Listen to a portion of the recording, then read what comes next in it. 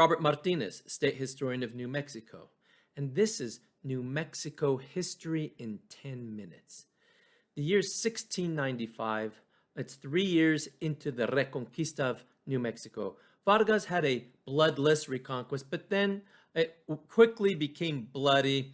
He had to take Santa Fe by force of arms and other pueblos as well. They were not all that keen on accepting Spanish domination. So things had to change. There were battles up at Jemez and other parts of New Mexico that were quite violent. And Vargas executed about 70 Puebloan warriors near the plaza in what's now Santa Fe. So things were pretty tense in New Mexico. Those colonists that came back with him in 1693 were New Mexican natives. They were part Spanish and part Native American, but they represented the Spanish population of New Mexico, the remnant, you can say. And he also brought Mexico City colonists from various areas such as, well, Mexico City and Puebla. And these were Spanish families, more or less. I've researched a couple of them, and when you start to dig deep, a couple of them have Morisco or mulatto ancestors right there in Mexico City. But this was the group that came up in 1693. And then in 1695, the underling of Diego de Vargas, Juan Paez Hurtado, a Spaniard from Andalusia, Spain, he went to recruit Spanish families at Zacatecas to come up to New Mexico. And the deal was they were supposed to receive 300 pesos, a lot of money, to give them an incentive to come up to New Mexico and settle. Something happened on the way to the treasury. He went to the hacienda to collect the funds, and then Paez Hurtado and his soldiers then went to Zacatecas, and they did something interesting.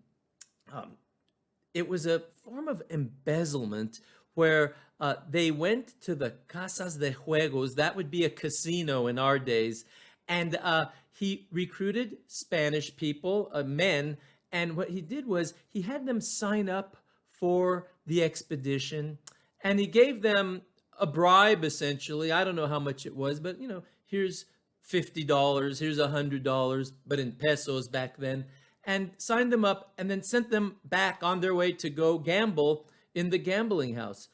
Then what he did was he recruited families of mestizos, mulattoes, people who were part Spanish, but also part Native American, to be the actual families that come to New Mexico. And he also did something interesting, kind of strange. He invented families. He took people from this group and he took people from this other group, and he would create a fake family, and this would be a family that would come up to New Mexico. Well, he also was known to have recruited some Indias, talameras. I like to think that's where we get our tamale tradition. These were tamale makers from Zacatecas, and they'd come up to New Mexico as well. But this is not good, because what happens is these families, they don't get the full amount of money that colonists were promised. They come up to New Mexico, and these are people that are, again, half Spanish and half African, half Native American. And there are some Spanish families. Two of the people that help Paez Hurtado in this situation, this scheme, this scam, were Bartolome Lovato, the first Lovato in New Mexico. He was listed as Spanish. And Francisco Montes Vigil, he was the Vigil person that established that family in New Mexico. He has an interesting history too. We've researched him in Zacatecas. It turns out he was a mulatto himself, though in the documents he's called Spanish, but he was actually part African or part mulatto on his mom's side. So these are our ancestors, and they're coming up here, and they come up in 1695. So what is the aftermath of this situation? Well, we know that Santa Fe is the first villa. Villa is a town. There were no ciudades in New Mexico. None of the communities here were big enough to be a city. But Santa Fe was the first via of New Mexico. Guadalupe del Paso, today Juarez, was a mission, so it wasn't a via. That was established in 1659. Well, Vargas wanted a community for these new folks, these folks from Mexico City, and the folks coming from Zacatecas. So in 1695, just north of Santa Fe, near what's today Española, he established La Via de Santa Cruz de la Cañada. That was the Holy Cross town of La Cañada, which is a topographical or geographical term. Anyway, this is where these folks settle. And it's quite interesting because I've seen documents where they actually petitioned Vargas a few years later for government assistance because they had not yet learned how to farm. These folks were not farmers. They were merchants. They were artisans, weavers, people from cities, ciudades like Zacatecas and Mexico City. But nonetheless, they also, within a generation, marry in with each other and with the old New Mexico families. Now, before we start to think that everything is peachy keen in post-Reconquest New Mexico, we need to mention that in 1696, there was another Pueblo Revolt. 14 of the Pueblos revolted against the Spanish to try to remove them again, and about 5 priests were killed, and between 15 and 20 Spanish settlers were also killed. This Pueblo Revolt of 1696 did not succeed. It was disorganized, it was not well planned, and not everyone was on board, but it tells us something. It tells us that things were not all that great between the Spanish and the Pueblos at this point. Now, we know that Vargas used force. He took New Mexico by force of arms in 1693, but another thing he did, a clever tactic he did, was he used the Spanish Catholic institution of compadrazgo to maneuver himself into the higher levels of the Pueblos. Compadrazgo is godparenthood, and even more specifically, godfather, a very sacred and religious relationship that is established between people that goes even deeper than family ties. He did this in order to bring the Pueblos under his sphere. So he became the compadre, the godfather. Again, this is a very important relationship in Catholic Mediterranean culture in places like Sicily and southern Spain. Well, that's what he did in New Mexico. So we see this going on in the late 1690s and early 1700s with Vargas and the higher level families of the different pueblos of New Mexico. So what about that scheme, that scam with Paez Hurtado and those families that came up from Zacatecas?